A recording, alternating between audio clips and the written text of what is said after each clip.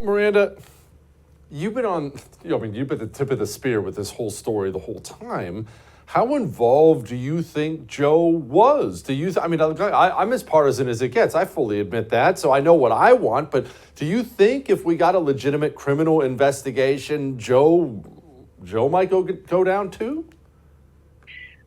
Well, I think you've got to follow the money. And there is enough evidence, circumstantial evidence, I guess, on the laptop to show, number one, that Joe Biden has lied when he repeatedly has said he knows nothing about his son Hunter's overseas business dealings. You just heard his own voice on a voicemail in 2018 expressing relief to Hunter that the New York Times story that was looking into one of their Chinese business partners had barely skimmed the surface and hardly mentioned Hunter or Uncle Jim. And this was after the New York Times was the first media outlet back in 2018 to really get a scoop on this story. They found out that the first person, that Patrick Ho, one of the executives of this Chinese company, CEFC, that Joe Biden was supposed to get a 10% cut of, 10% for the big guy, that Patrick Ho had been arrested at JFK Airport. The very first person that he asked to call, he called Jim Biden. And Jim Biden then was called by the New York Times, asked, why would this guy call you? And Jim sort of feigned ignorance and said, I think they were after my nephew, Hunter Biden, Joe Biden's son. And yes, Hunter Biden was being paid $1 million on a legal retainer by Patrick Ho from CEFC. And although he did nothing really of a legal nature apart from call another lawyer for Patrick Ho, he got the $1 million.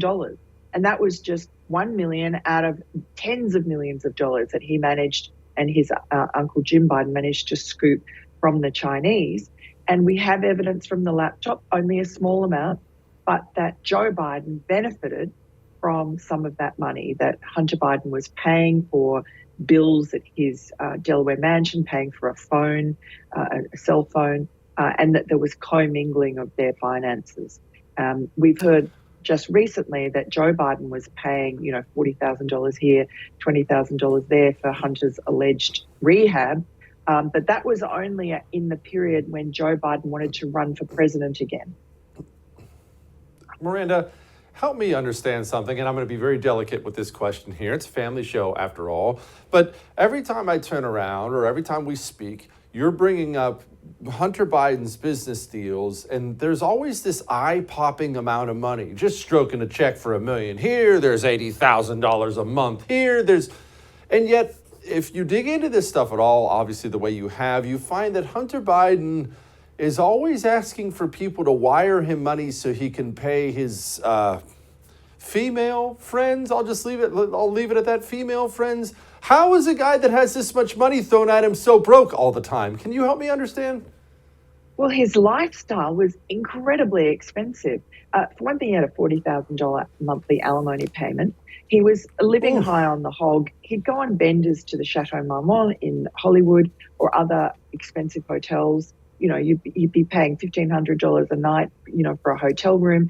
In his own book, he talks about having a parade. I think he called them an ant parade of hookers and drug dealers through his hotel room, and they stole everything inside. They ordered French champagne and sirloin steak on his tab. They stole everything from his wallet. He had 3 laptops mislaid. One was stolen by Russian drug dealers in Las Vegas. So, and then the crack. I mean, the crack itself, his daily habit is extremely expensive.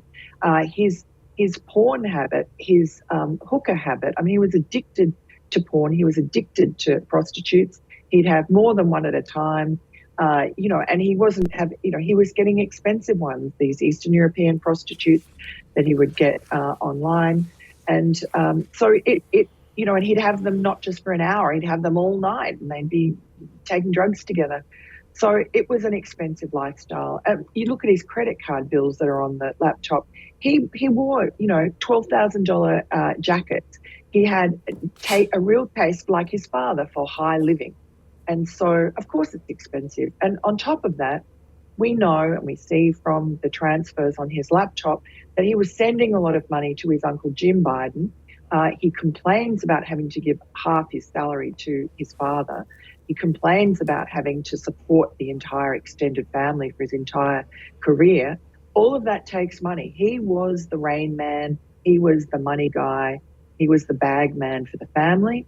So you can talk about tens of millions of dollars coming in, but a hell of a lot was going out.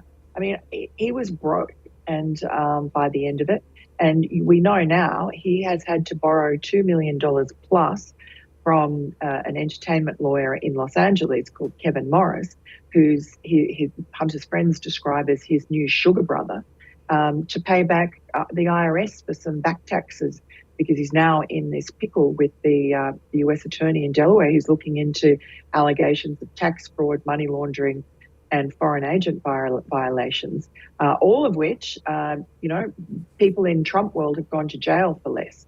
So we're still awaiting the outcome of that grand jury investigation. But it's clear that Hunter Biden doesn't even have enough money to pay for, I think it's a $20,000 a month rent in Malibu. That also is being funded by Kevin Morris.